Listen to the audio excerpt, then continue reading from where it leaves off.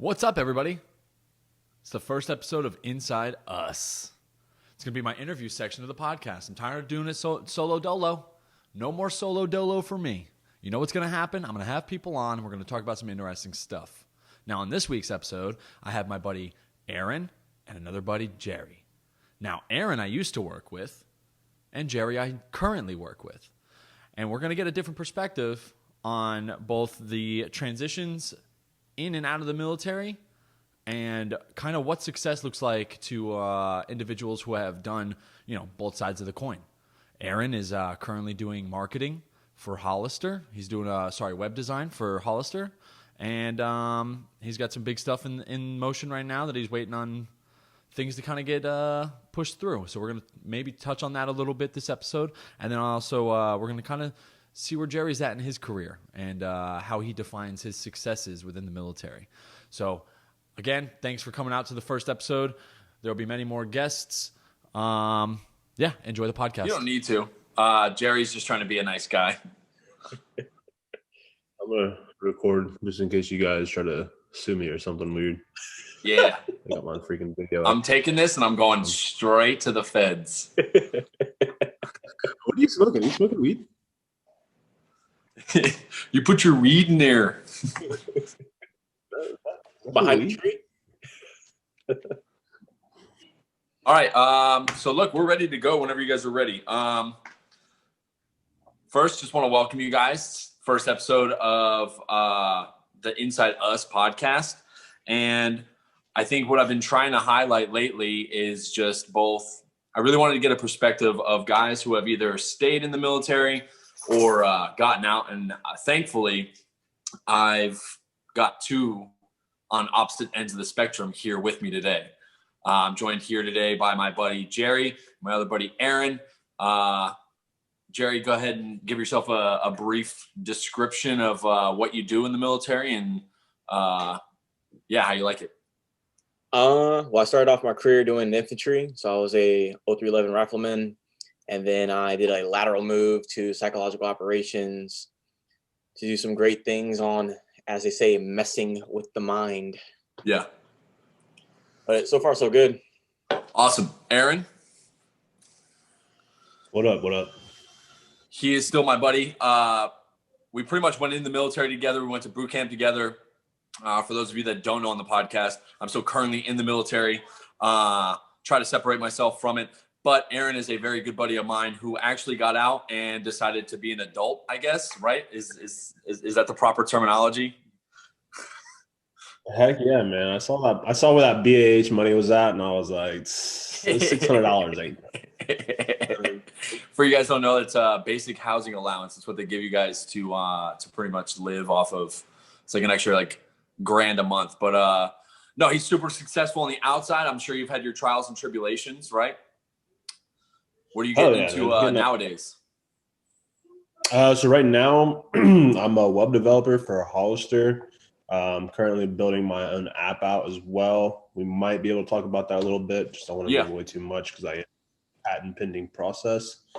So that's exciting. But right now I'm just kind of bowling with Hollister, just doing my daily 9 to 5 and trying not to get the vid. So yeah, true. I'm trying to get the vid, obviously. I want people to just cough into my mouth. We had a scare at our job, and one of our very close employees who had just gotten back from a rigorous training event tested positive, and I would like to say it wasn't mismanaged, but I'd be hard in saying that. So he went into quarantine, and we did our thing, I guess, if that's what you want to call it. But no, but for real, look, I think the reason I was super excited to have both of you guys on. In my eyes, you guys are super successful, both in the military and then out of the military. As far as within the military, I like Jerry's perspective on it because he's very in tune to it. What's the word I'm looking for? Very in tune and his observations of what senior leaders do now is, I think, opposed to before. Do you want to give us any insight on what leadership looks like to you and what success is kind of defined by in the military? So there was this guy that I met when I was in 2nd Battalion, 3rd Marines, and he's a sniper. He got out, and his philosophy was, if you're not in the Marine Corps to be with the Marines, then you need to get the fuck out. First Yeah. And I definitely live by that philosophy, because if you're in it as a paycheck, then you're not in it to actually win it, because at the end of the day, we're looking at our left and right and not hoping to actually, but we may have to die for that person. So, and some of these leaders, they look at it as a 9-to-5 job, because they Yeah. rank and they're like, shit, I can retire now. We're Yeah. good to go over here. It's always for the retirement, right? Well, I don't want to name drop, but there might be somebody in this call that's for the paper. What? Yeah, exactly. A whole lot of paper. No, there's definitely a hefty check that comes with retirement, and I can definitely see what you're saying, right? Like, I think when everybody thinks of retirement, they think of age 55, 65, right? But I think being in the military, and I'm going to get to you with this, Cole. Aaron. Guys in the military, while are usually pretty frugal with their money and financially very frivolous, I guess is the word I would like to use. With that government paycheck, right? Like, you have a steady paycheck, and it also, like, the military, like when you go on deployments, man, they force you to think about your future, right? Like, as much as we want to complain about the TSP and all these things that people can take advantage of us, like, moving out of the Marine Corps sometimes just seems unfathomable, when 20 years, like, you could have retirement set for life. And I mean, I've never gotten out of the military. So Aaron, like, what are your thoughts on, guys' security inside the military, and then kind of leaving that blanket to, go on and do better things? So here's the thing. There's a couple of things. One, going back to what you were talking about, like, we live well. I mean, we don't have to pay for rent. We really don't have to pay for food. Like, there's not a whole lot to pay. So when you're in the military, you kind of learn some financial responsibilities, but you also learn what it's like to go into the next paycheck and then just live like that for a couple weeks, months. You know what I mean? Between that next paycheck. But once I kind of realized and kind of did my own research about BAH and how much money you can make getting out, like, so when I got out, I was already looking at, like, BAH for schools. So I knew that New York, Cali, there was just some of, like, the higher price places where you can get BAH, and I knew that I was gonna go. I knew that. So that alone, instead of making how much do we make a month? Like, honestly, I mean, now as a sergeant, I'm making, I don't want to say peanuts, but I'm doing all right. I'm not. Yeah, I think I was making $1,400 as a Lance Corporal in Hawaii or somewhere close to that. And to think about a fair assessment. Yeah, so to think about that, and then, like, realize, like, dude, if I just get out and go back to school, I'm gonna make. BAH started there at $3,750 a month. Yeah, so I'm already doubling my. So you're already making almost a little bit more, actually. Yeah, so I literally doubled my income just by going to school. Yeah. And on top of that, of course, if you're a vet and you're listening to this, always the first thing you should do when you get out is go make a claim, get that disability check. I got 90% disability, so I'm getting $1,800 a month. So I was making almost $6,000-$7,000 just going to school. That's great, though, right? Like, I think that's what sets you up for the military too. Is, like, you kind of become this sponge to either knowledge, whether it's through a person or just your own personal drive. Like, that is something I will give to the military. It's something that's kind of like, it's not always thought about, but, like, people's drive to actually just do the research. Like, how many Facebook posts have you literally opened up where it's nothing but clickbait on the title, and then you read it and it's got no context to the post whatsoever? Like, just by simply opening the, like, whatever it is, it could be like a memorandum, or I don't even know, like, just like a Twitter post that was shared to Facebook. People just don't do the research anymore. And I feel like in today's age, like, of the internet. Like, I think we are standing in the times of the internet. It just seems ridiculous. And so to come back too is like, it sounds like you did maximize, Aaron. It sounded like you maximized what you could get out of the military, and then also maximized what was available to you outside of the military. So, like, as far as the schooling process, how did that go? Like, were you getting hit up by the IRR, and they're like, "Hey, you gotta shave the head," or what? So, like, I guess to just go off your point that you just made, like, once you're in the military, you are a sponge. You're a sponge of knowledge. I think it's because you're just thrown in, especially in the infantry. Yeah. It's like, oh, I want to be in the infantry. All right, sweet. Hey, dude. Yeah. And you're just thrown in, and then you're like forced to, like, you're force fed knowledge in boot camp. You get to 1-6 and you're just, or, you know, whatever unit you get to, and they want to like brush you up on your, like, your unit history. And just something, just one thing from the next step, the next step, the next. You're just constantly just being shoved knowledge down your throat. So that, like, curiosity is there. And it stuck with me once I got to school, and actually it was weird, you know, it was weird transitioning to school, but learning the ins and outs of the GI Bill is So again, any veterans out there, like, if you do transition out and you decide to go to school, like, dig into what the GI Bill can and can't offer. I'd like to pause you there because we have a college student here with us who is currently attending. And I think another thing that people forget about and kind of overlook, especially in the infantry. So for everybody to know, like, we were all prior infantry, whether we got out of the military or we lat moved, right? Jeremiah here is really? I didn't know attending college. Yes, currently within the military. He was actually one of the bigger proponents to, I'm now in college. He was like, dude, you gotta do it, right? Like, there's there's grants available for us. Like, you don't have to worry about classes or paying for them, right? Just do the work and you earn your degree. So Jerry, I'm sorry to cut you off, Aaron, but please just let people know about, like, the tuition assistance. How easy is the process, right? Like, it's relatively easy. I think it's a little bit easier than the GI Bill, if not the same process. Oh yeah. I mean, people in the infantry are probably not going to be able to use tuition assistance. Let's just be honest with each other. We already know the opposite, though. It's just not Big happening. fact. Yeah, what's pick 'em deep, you fucking idiot? You want to learn about ergonomics of a fucking rocket, you fucking idiot? You don't even know how to rocketeer yourself. Well, that's gone because now they've become engineers. So now I'm fucking spitting old core shit. I guess triggered.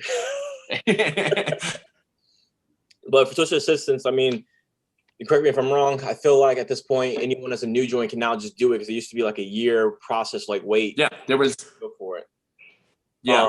It used to be like, I think you had to wait 2 years and then you could apply for tuition assistance. But, like, now it's like right out the gate. Like, you got boots that are like, sorry, I wish I could go to this field op, but I've got a sex ed 101 group I've got to be in at 1300 on Wednesday. And then the command's like fucking livid. But it's like, Gunny, you signed the fucking tuition assistance. What are you getting mad about, bitch? You signed my class. All facts. And I think with tuition assistance, like, now that I've been doing it, I kind of got late in the game. I definitely push it more than anyone. It's probably a little bit more overbearing because I'm kind of like just shoving it down people's throats. So I just kind of wanted to make it known, like, if you can use tuition assistance now as much as possible and chip away at your degree before you get out, whether you get out or not, you could possibly get your bachelor's before getting out, and then you can use your GI Bill for your master's, depending if that school will be able to pay for it with the GI Bill. But I mean, it's just helping you get out and be able to set yourself up for success because it's being paid for. You get $4,500 per fiscal year, so why not use it? Just so you guys know, I hate to bring this off topic, but my dog is fucking up my toilet paper right now. We've got one of those free floating ones where there's no real hook to it. So he is just going at a roll of Charmin's right now, and it is all over his face. But to kind of bring it full circle, right? I think after that transition, right? Like, we've kind of talked a little bit about leadership and what that kind of looks like. As far as leadership in the civilian workspace, Aaron, how do you feel like I would imagine you kind of sit in a classroom and realize that like your age group when you get out of the military is just fucking dumbfounded, right? Like you're so used to taking care of shit that like when it's like the fucking professor's like, hey, can I just get all the papers? Can like one of you guys just give me all the papers? So I don't know how college works, but I would imagine they're all handing in assignments and they kind of look to one person in each class that kind of takes it over. Or... Man, the college was just, it was weird, but it was fun at the same time. I mean, it's weird being like the oldest dude in the class. Yeah. Like Yeah. people probably, I don't know what they thought of me, but I had like a big old beard. Street Jesus, dog. Walked in, tattoos everywhere. Yeah. Like they had to have thought, like, who the fuck is? Who let Big Mike in, and he's dishing out cock meat sandwiches after fucking class, dog. Yeah, dude, it was crazy, man. It was just, but once I found like the veteran group, like once the other vets, life became a lot more fun again because before that I was like, holy shit, like that made the wrong turn somewhere because I didn't want to like talk to them, but I don't want that to sound mean, but I didn't want like, hey, hey, what's up, dude? My name's Aaron, and I'm totally not 24, dog. Yeah, it was like they can't go to a bar, so it's like, how am I supposed to? Hey, you guys need booze? I can bring it for you, I guess. Yeah, I'll see you after school, after class. Yeah, dog. What the fuck? Behind the dumpster or something. No, it was, but I was also in New York City too, so I mean, like, all the money. Oh, that's right. I forgot. Yeah. So you did college. Yeah. So currently you're in Ohio, but you did college in New York, and that's right. You did a stint in Brooklyn. So how was kind of separated? Because we all know Jacksonville. I know, like, so I don't want to put your military career on blast, but you were in the Camp Lejeune area for a little bit, but then you went to Hawaii, right? And that's where you guys kind of linked. So how was, like, I would imagine you're coming from paradise and then you're just kind of in this tuna can where everybody's kind of living on top of each other and everything's doubled. So, yeah, I mean, I don't know. I think New York was probably the best place to like get out and transition to because it's just so open-minded. And Brooklyn, I mean, there's walks of every part of this earth. Oh, there. Him, she, shims, zims, zis, all of them. It was awesome. They're all there.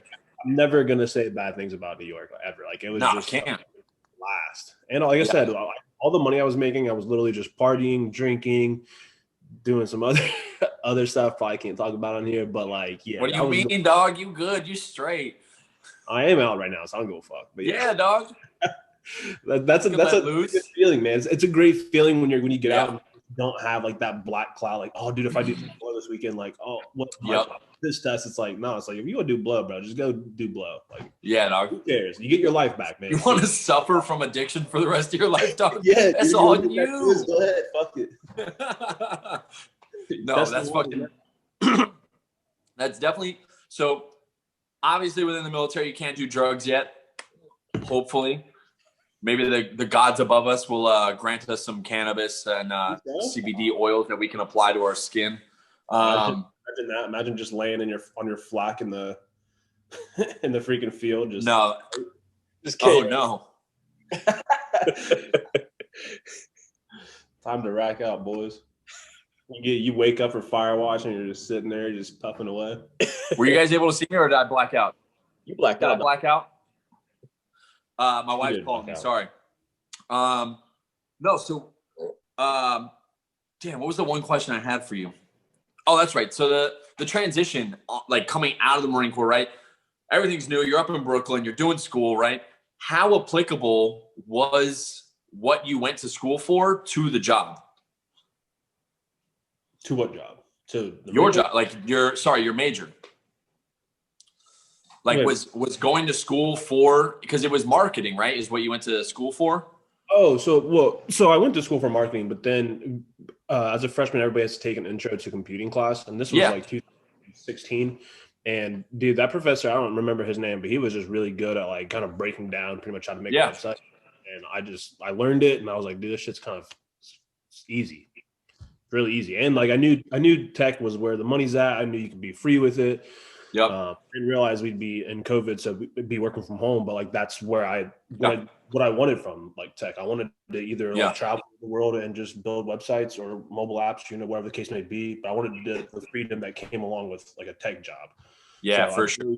I'm just kicking it at home 24/7, coding away, making some stuff for Hollister on the side. I'll play a little bit of Xbox, just Rubbing some beard oils in your hair, dog. This is all natural. I don't put anything in it. But no, it was a good transition. It sucked at first. It sucks a lot at first, just because I think you get hit with so many freedoms that it kind of gives you anxiety. It really does. You're I can literally do whatever I want whenever I want to do it at whatever time, and then it kind of hits you. It's like, oh shit, I can do whatever I want. Like literally, no, it's like the world is my oyster. Yeah. So what do I want to do? You know what I mean? Yeah. In the military, like you can do a lot, but you're always like force fed something, or like, hey, go do this, or hey, go do that. And it's like once you get out, it's the opposite. So now it's like it's not go do this. It's like, hey, what do I want to go do?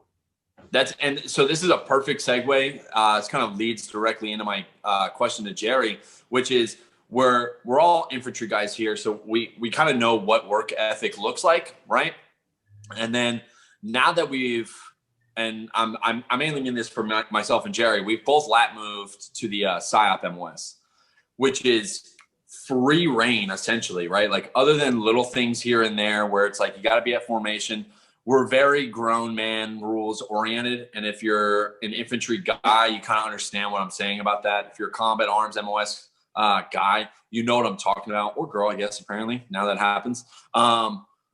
So in that transition, Jerry, because your degree is in psychology. So I'd like to ask, one, how does that relate to the job? And then also the freedoms that the job kind of gives us now. Is that giving you the ability to do more things throughout your day, or is that as fulfilling as the infantry sometimes isn't, right? Like, I think we can all agree here, the infantry is not, it's a thankless job, just like the comms guys, just like the arty guys, all those MOSs, man, they rarely get thanked. And when it is, it's either a good cookie or it's a NAM from. I was just about to say, where's the NAM? Here you go, bub. Yeah. The NAM is like the fucking handshake, but it always goes to the dude who kind of buddy fucked everybody in the platoon anyway. You know what I'm saying? Yeah, it's kind of like the best squad leader who was really just throwing guys under the bus while operations were happening. Yeah.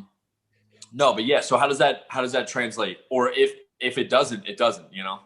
Well, so when I was going through my transition, I'm not sure how your transition went for yourself, but going from the infantry to this new world of freedom, I didn't know how to accept it because everyone was loose. They were doing their own thing. They're like, oh, I can make my own schedule. And it just seemed like no one was doing any work. Now, they may have genuinely not been doing any work, which is to me that way. But because we came from something that's more tangible, where it's like, hey, if we go out with the squad and we train for this to meet this end state, then we know what we're going for and we can keep doing this. But this new job, it's on you to keep your mind busy because your mind is your weapon at this point. So I feel like if you're not able to do that transition to understanding how to make up your own time, be your calendar, fill in your calendar, no one else is going to fill it in for you. I think hearing that with college has helped out a lot because now I'm forced to go do something with my free time. So I'm not sitting there doing nothing and I get to learn more. Now, as in the tie-in for psychology with this job, I think it's helped out a little bit more because I'm not just looking at it in a military perspective. I'm looking at also a civilian perspective of just how people are acting and looking at their backgrounds and seeing, is it really just maybe a genetic situation that they are predisposed to be this way? Or is it because of the environment they're in plus their genetic disposition that they are going to start acting this certain way? And I think that is good. Yeah. Because I was going to say with you guys just heard me crack a cold one. Yeah. I was gonna say that for my transition, it felt seamless, and it was very. So I want to say it was almost like Aaron's, right? Where yes, we were still in the military, and it was new and very freeing. The issue I ran into is I would text Joe and I'd be like, "Yo, I'm heading this place," and he's like, "All right," and I'm like, "Okay." If you don't know, Joe is our boss, so like, I would text him and it would just, dude, it was like mind numbing to me that like I was like, I don't have to really check in with anybody or like what's happening right now. So like I didn't know what to do with my hands. So there are plenty of work days where I was like, I'm gonna head home, guys. And it was like fucking like 2 o'clock, 1 o'clock. And I'm like, I don't really have anything. I'm just gonna go home. And they're like, yeah, you don't have to ask, man. Just later, be here tomorrow morning, you know? So that was very abrupt for me because I came from one of the battalions. The end of my stint at my last battalion, man, that thing, it was the best and worst because there was a senior leader who was there to help me. And this was right when Hurricane Florence had hit us. And my life was in shambles, dude. The house was wrecked. My wife and kids don't really know where the hell they're going to go. They're like, hey, you got a fucking school date in December. And the hurricane had hit September. So I'm like, I passed the screener and they're like, yeah, you're going to start doing on-job training. And the on-job training was really just us going over some of the things that we need to know in order to go to the schoolhouse and just some of the process that guys go through. But then once I hit the MOS and I was like, I graduated and they were at the graduation with me. I go, so I guess I'll see you Monday. They were like, nah, come in on Wednesday. And I went, okay. I don't know what to do. So it was very weird transitioning. And now I don't want to say I'm seasoned. I've only got one real deployment with PSYOP, or not even a real deployment, I guess. I got one deployment with PSYOP. And the thing that I'm finding now is that your work is your work, right? So the same way that Aaron wants to create a marketing tool or I think any sort of not revolutionary thing, but if he wants to start making his way in his career path, it's on you and it's on nobody else except you. And that's, I think, what kind of gets lost in the big picture of the military is that everybody's waiting for somebody to tell them and then nothing happens. And then they're complaining that nothing's happening because it was on them, you know? And it's definitely one of those situations. But I think would love to hear the story of how you guys met though, because I remember I texted Aaron, and when I texted him, he was like, yo, do you know a guy named Wallace? And I was like, yeah, dog, how the fuck you know Jerry? And he was like, oh, he was in, were you guys in 1-3, 2-3? You're in one of the Hawaii battalions. You guys don't have to disclose that. Yeah, but no, I'd love to hear the story because I've got definitely some boot camp stories if Aaron wants to go over those, dog. No, I mean 2-3 was cool. That's where we met. Now I don't remember like the first time like we met, but yeah. Wallace, you guys were just kind of in the same space. Well, so we were in the same squad. Yeah, and we both. It was a squad we both should have been running. I'm not gonna. I don't fucking care. Like fuck Nasir, honestly. Still to this day, fucking bitch. If you're watching this, I'll gladly fight you any day. I hated it. That same energy. I heard you guys had some bad blood towards this guy. No, dude. So like Jerry had some bad blood.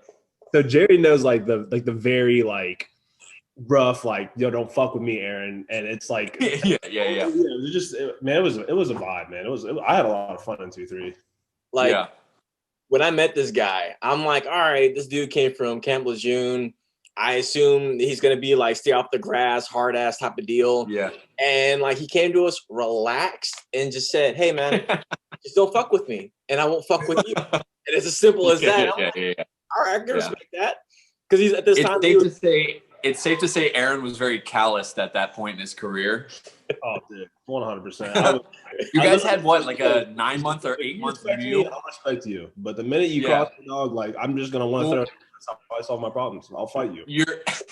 Your Lejeune deployment, right? You were on boat for what, 10 months?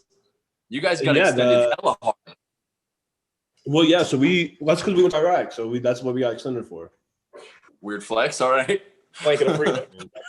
That's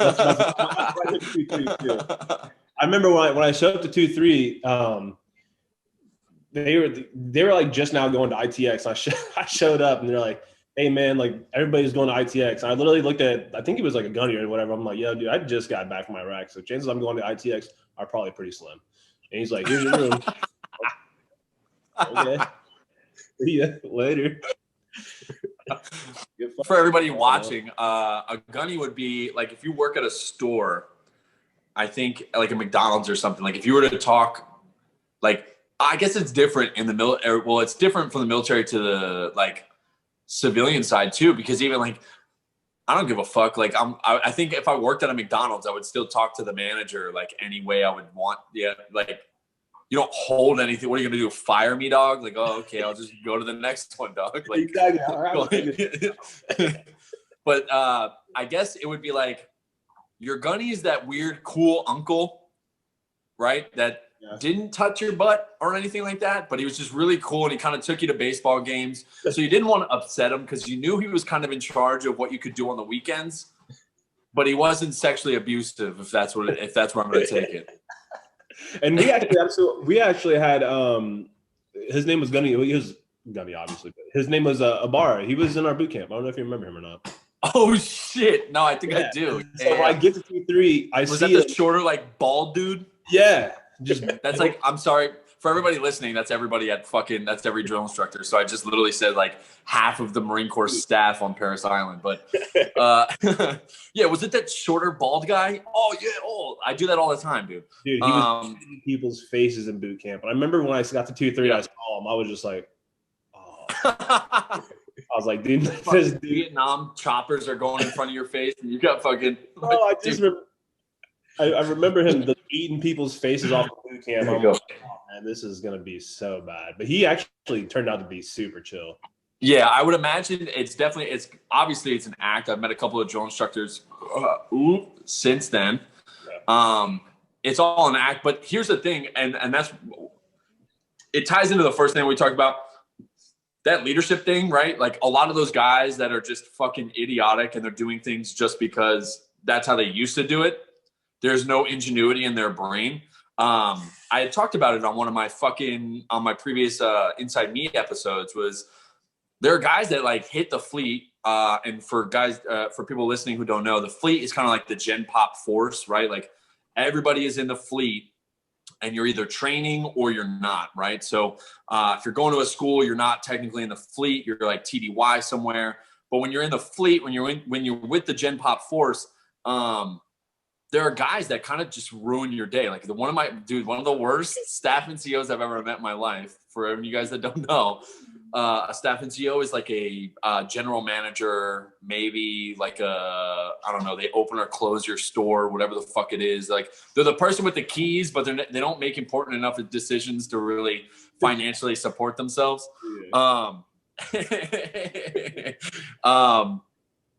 But dude, this motherfucker, it was such an act. And I had gotten into a story where homeboy he was always on 10, right? And everybody's at ITX. He was a different platoon sergeant for me, but I heard the story from a friend. And he goes, yeah, so he sat us down. Like, this dude's always calling people, like, freak bitches. And he's like, hey, fucking you. Like, and it's, like, 2 years after the drill field. Lo and behold, we found out he really wasn't shit hot at all at fucking boot camp. And we were like, that doesn't surprise us at all, dog. He's a shitbag here. But he goes, hey, fucking you-hoos. And he fucking pulls everybody into a school circle at ITX. And he goes, yeah, so you guys want to be daddy? I'm a fucking parent. I'm the real fucking parent. When I wanted to build a bike, when my daughter wanted a bike, what I did was I ordered every individual part. And I was like, why? That's so extra. But then he gets all the way into this stuff where he's ordering all these different parts so he could build the bike with his daughter. So she can say that she's built a bike before, right? You're not doing that. Go to your room. So he could build the bike with his daughter, right? And he's like, yeah. So we built it, and she rides it. She loves it. It's one of her favorite experiences she's ever experienced. And then, literally, not 10 seconds later, First Arm comes in, pulls him out of the room, and then goes. He comes immediately back in, and he goes, "All right, you fucking cocksuckers!" And immediately right back, like all these guys were bonding with this guy, and he immediately comes back in and just thrashes everything he had just built in this story. So it's just funny that you mentioned guys that like are really cool, because I've seen both spectrums where guys are like complete opposites. They fucking hated the drill field and they never want to go back, but then sometimes get orders to go back. Or you get the guys that would like love to, and they're like, yeah, I want to be a fucking drill master, dog. I want to drill the drill guys. I think we got very lucky with Len, you got to go to your room, dog. with our lieutenant. No, you're not watching anything. Go. Dog, my son, man. They don't want to nap. Go to your room. You're not in trouble, dog. Chill. Nope. So with that being said, so we've kind of highlighted the careers of everybody. I'd love to get into something called Missed Connections. Have you guys ever heard of this? It seems like a good stopping point. You messaged me about it, but Yeah. I would be lying. All right. If I didn't know what it was about. All right. So if you guys don't know what the what Craigslist ads will present, there's this spot called Missed Connections, and what it is, it's in the community side, and people will post their either strange interactions or interactions that they wish to continue, right? But what it winds up being is this weird, creepy, imageless Tinder that people are trying to get people to do weird shit, right? So the section I want to play now in this Missed Connections is from Columbus, all right? So it's in Ohio, and I think from now on, whoever's on, I'm just gonna search their home state, and I'll see if I can pull a good missed connection, right? Now, the thing I really want to highlight here is that I'm gonna post it on the video so everybody can actually see it. But when I'm reading this, I want to give you guys some context, all right? Ohio, I think, has some sus-ass people. And I think Columbus may or may not be at the heart, or if you really want to say, the testicles of Ohio. yeah, I mean, So, and I quote, this is the header of this thing. I'm a man who loves woodworking. okay, not bad. I want you guys to tell me, not now, but at the end of this, if this guy's truly in search of a master carpenter, or if he may be looking for something else. I routinely work as a subordinate with a master cabinet maker. He would like to find an apprentice master cabinet maker to help me develop/refine my skills. I'm very proficient with my polishing, but he wants me to learn to multitask on polishing multiple projects. He also likes to keep his own routering. I don't even know what routering is. I'm gonna have to look it up. His own routering capabilities finally honed with his assistants. He would like to supervise his assistants, and I'm not joking. This shit is literally ass is capped. I figured. Improving his own router usage, again, with my assistants. Damn. At this stage, we're working only with white pine, straight grain, White Pine only. Okay. Please do not contact us with any unsolicited services. Now, when you go to Craigslist, that last part, do not contact us with any unsolicited services or offers, that just comes with the message.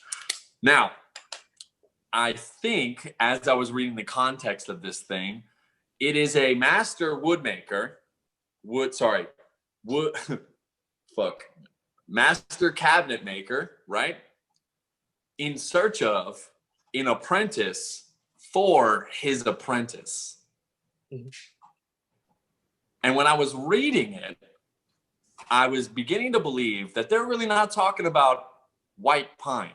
I don't think white pine exists. I think white pine might be what he's. I think it's a white dude who might be a closet gay.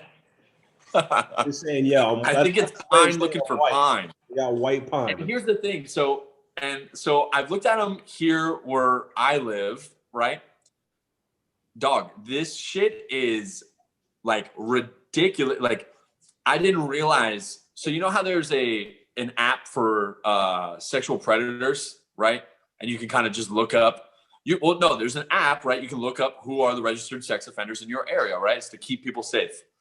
Dog, if there was a glory hole application, you would be astonished of how many establishments that are along Western Boulevard that are just offering a fucking sheet and I guess to polish your wood. Have you ever came in contact? Do you know where these are at? Do you know where? Have you ever seen a? So here's the thing: on the maps, it'll give you not a geolocation, but it'll give you a roundabout, and you have to like email. Low key, part of me wants to just start like texting random glory holes to tell them that like, yeah, I'm the next person in, and then just let it be, right? Just like coming in now, and then like put these messages on the podcast to maybe see what the fuck happens. I don't even know, because I would imagine if, let's say, it's a giant red oak. Jerry, you're staying with me here.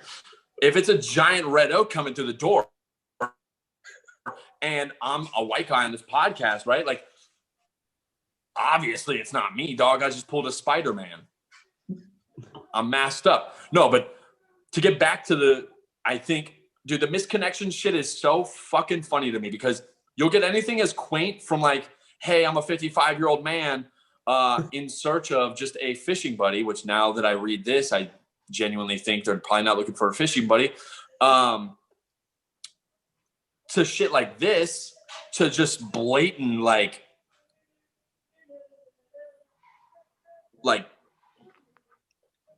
we will gape.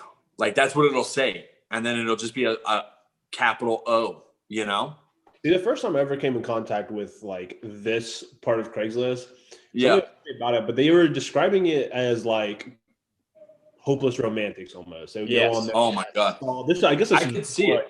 Phones, I could see it. like before texting was a big thing or something. Yeah, you remember when we locked eyes at the exactly. And they'd go on parking lot of the Circle K? Yeah, that's how you get a lot of those. There's a bunch of those. I've actually just been genuinely like,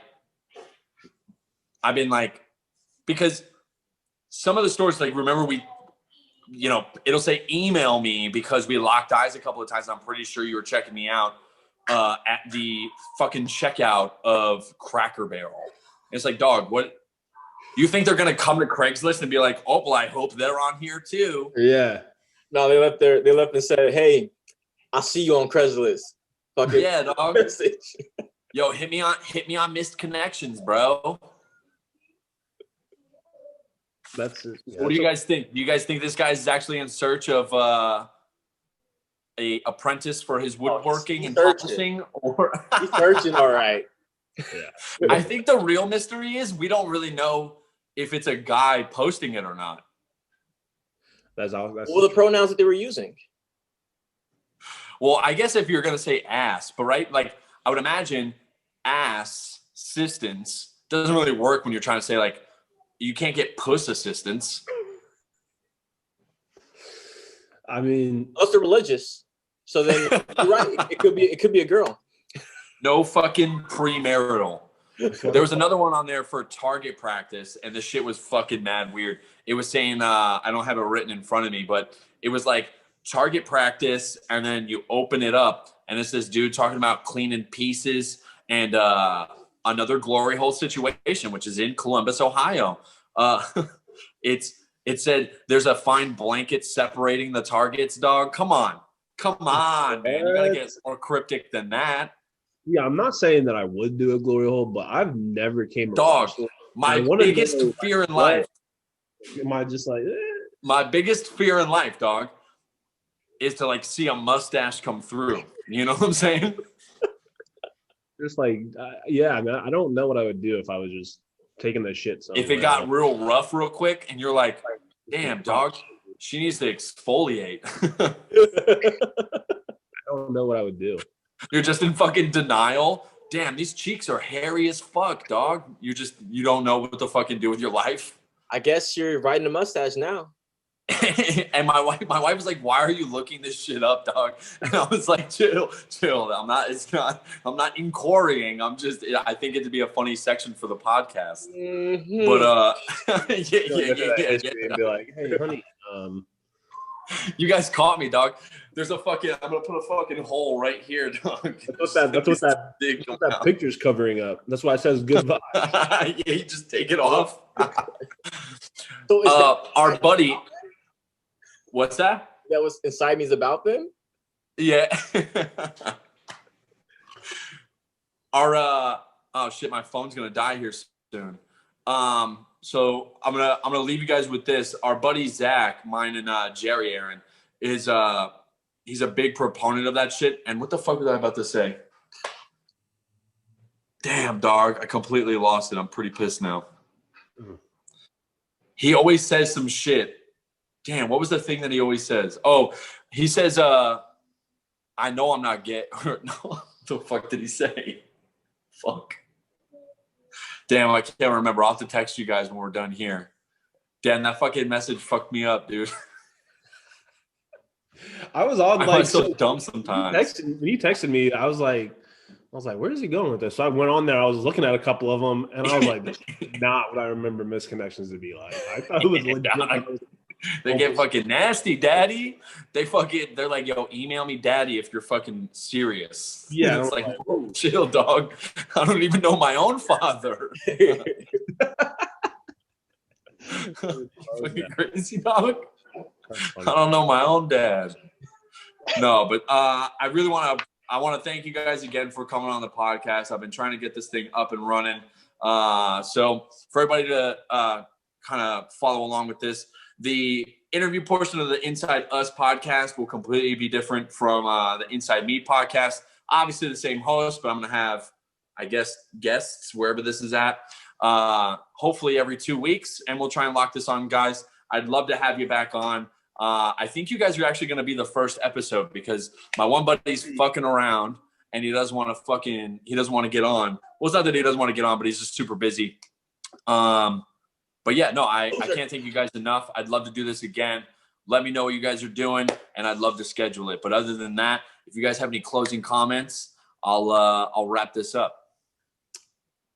Jeremiah, you want to go first? Okay. Well, it was great. It was a great conversation, very fluid. Didn't even realize that how far we went into this. Yeah, dog. We're out here flowing, and we're out here woodworking. We're polishing, dog. We're working with white pine out here. Pine, though. You're working with white pine. No, it's just you. Yeah.